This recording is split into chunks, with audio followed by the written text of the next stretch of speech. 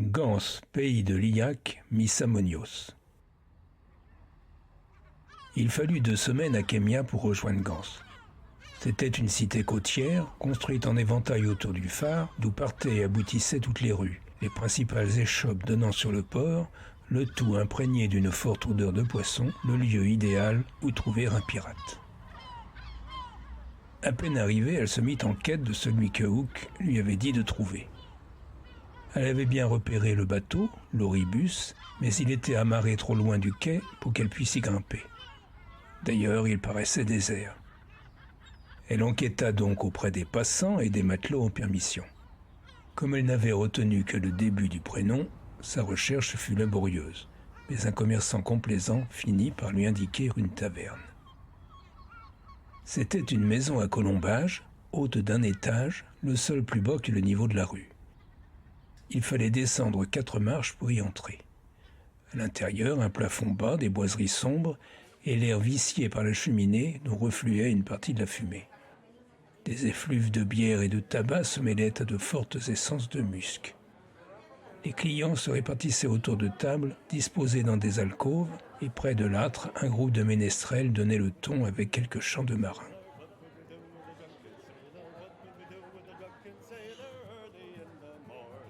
Ayant bien observé ce microcosme, Kémia distingua, assis à une table, un homme qui ressemblait à la description qu'on lui avait faite du pirate et qui contemplait son verre d'une mine à la fois désireuse et dégoûtée. Elle s'approcha sans qu'il lui prête attention. « C'est vous, Otuaekatet ?»« Non, madame, répondit-il. Moi, c'est Otuaekashtet.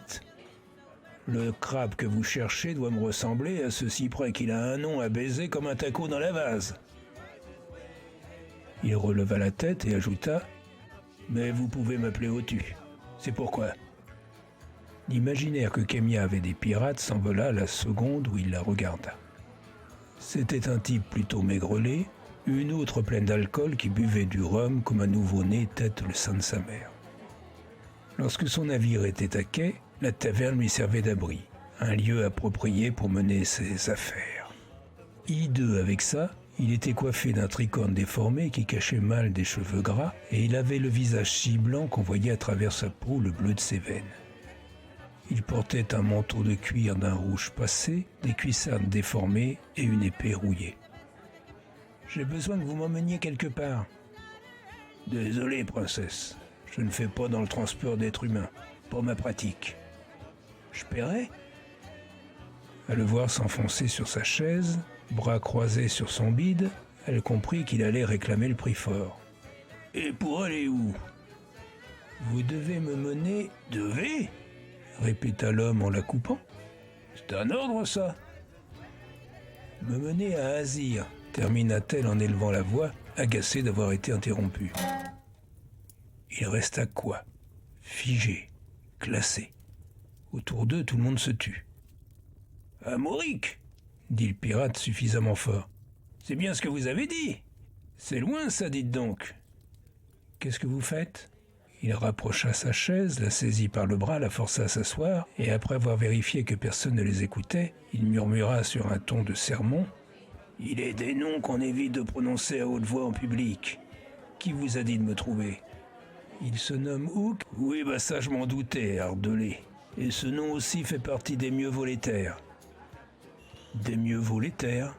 Bon, écoutez, je sais pas ce que vous me racontez. Je vous demande de me conduire à celui que je viens de vous dire. » J'avais pigé, mais malheureusement, c'est impossible, voyez-vous. J'ai d'autres priorités. J'ai de l'argent. Et c'est Hook qui m'envoie. Mais Otu avait bien plus d'attention pour la bourse pensue qu'elle soupesait dans sa main. Se grattant la joue d'un ongle noir, il eut cette expression des gens qui ont une soudaine illumination. « Je peux pas vous mener à lui, mais je peux vous en rapprocher. La moitié du voyage. » « Ce sera déjà pas mal, » convint-elle, la proposition bien considérée. « Mais pour la suite, je ferai comment ? » « Je vous présenterai un ami, un gars sérieux, comme moi. C'est payable d'avance, » dit-il en souriant en main tendue. « Vous rigolez, j'espère. Cette bourse vous était destinée si vous me meniez à qui vous savez. Si vous m'emmenez qu'à mi-chemin, vous n'en aurez que la moitié. Je vous en donne une partie aujourd'hui, le reste à l'arrivée. Otu leva les yeux au ciel, les joues gonflées, mais il accepta d'un hochement de tête. Sur ce, il leva son verre. « Marché conclu, Minia. Vous avez un nom ?»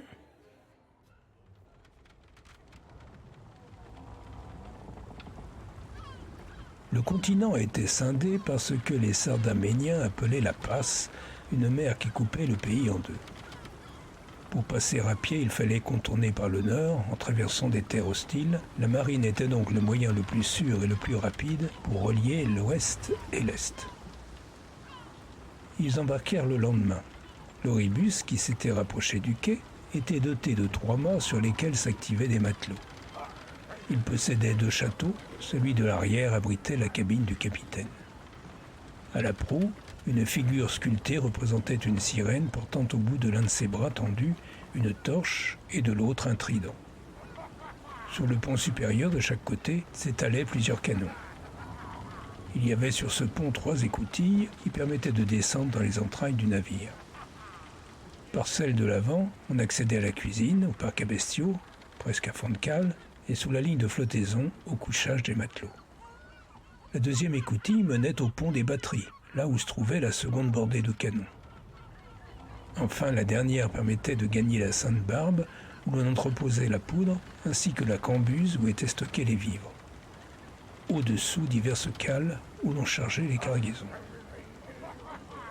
Soucieux d'éviter des difficultés avec son équipage, le capitaine conduisit Kemia dans l'une des cabines réservées aux voyageurs occasionnels. Revenue s'accouder au gaillard avant, la main sur le ventre, elle s'employait à masser sa blessure quand les marins s'activèrent sur le pont tandis que des ordres étaient lancés de toutes parts. Le navire allait prendre la mer. Kemia resta à la proue. Le capitaine la rejoignit alors que le vent s'engouffrait dans les voiles et que le bateau s'éloignait du bord.